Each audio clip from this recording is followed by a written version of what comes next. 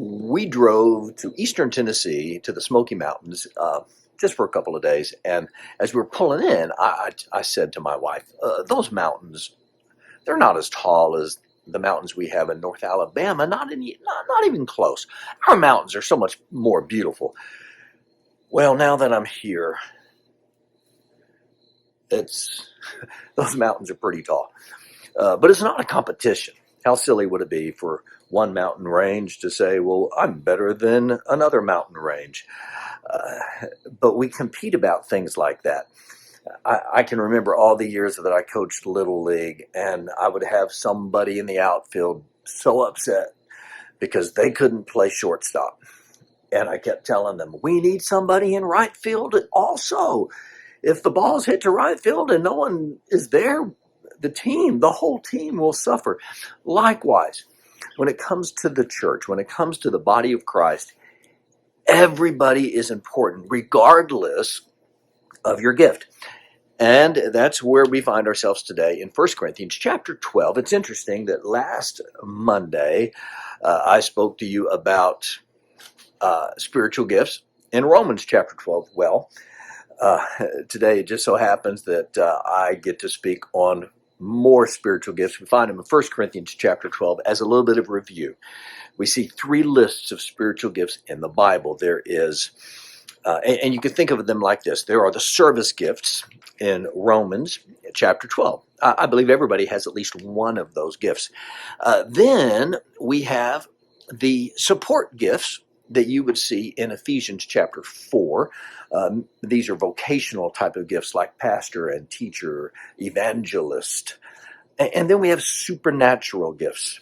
Service, support, supernatural. The supernatural gifts you find in 1 Corinthians chapter 13, where we are today. I don't have time in a Devo to break down each gift, but we'll look a little bit at the text, starting in verse 1. Concerning spiritual gifts, brethren, I do not want you to be unaware. And so he lists the gifts, but before he does, he says in verse 4, there are a variety of gifts, same Spirit. Verse 5, there are a variety of ministries, the same Lord.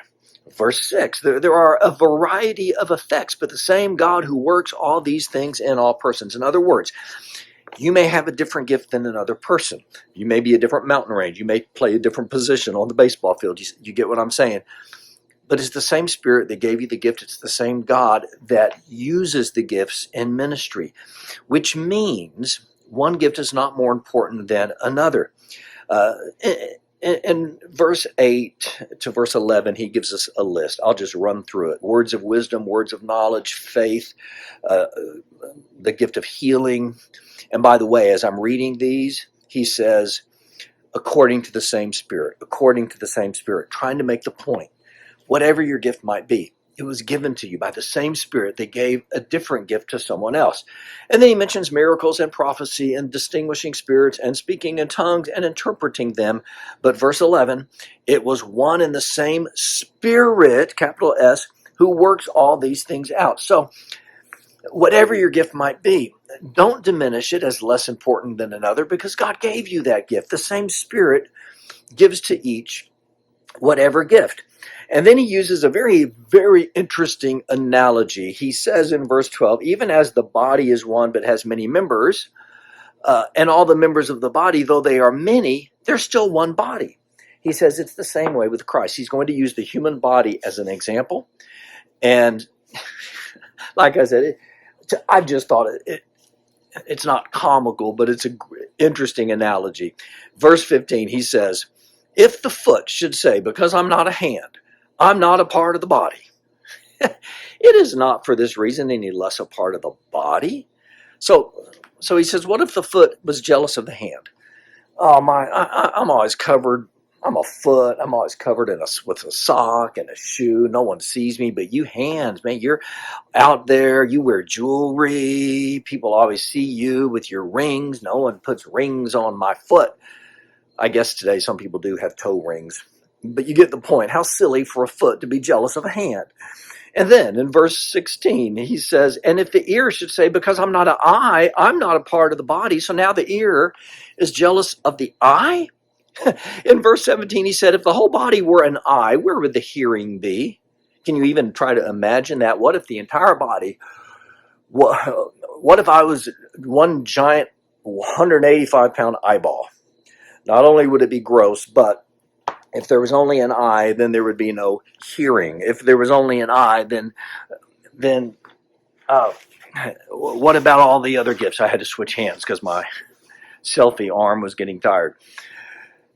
He says, if the whole body were an eye, where would the hearing be? Oh, but if the whole body were an ear, where would the sense of smell be? He says, God has placed the members just as he desired. The eye cannot say to the hand, I have no need of you, or the head to the feet, I have no need of you. If you've ever had foot surgery, you know how important your foot is. I'll give you an example if you're a sports fan. In the year 1937, Dizzy Dean was an all-star pitcher. This is a man who won 30 games one season. He was the best of the best.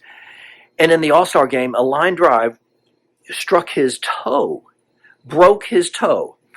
Well, the toe, I guess, never recovered quite right. And because of that, whenever he was pitching, he was in his motion. Because of the pain with his toe, it changed his mechanics, which led to shoulder issues and derailed his career, and he was never the same, ever. Maybe won 15 games for the entire rest of his life, all from one little broken toe. Tell him that the foot's not important to the rest of the body. You stub your toe in the middle of the night when you're going to the bathroom, you're going to know how important the foot is. But it's not about toes and feet and giant eyeballs. It's about how God has placed each of us in a different body, the body of Christ. And whatever spiritual gift you have, it's important. Never say, well, I don't get to preach, or I don't have a singing voice, or I don't get... Never diminish your gift, because whatever God has given to you, it matters. It's important in the body of Christ. And so you get to the very end of the chapter and he wraps it all up in that way. Verse 29, he says, all are not apostles, all are not prophets, all are not teachers, all are not workers of miracles. Everyone doesn't have a gift of healing. Everyone is different, and every gift matters. But the most important thing that you can do with your life, are you ready?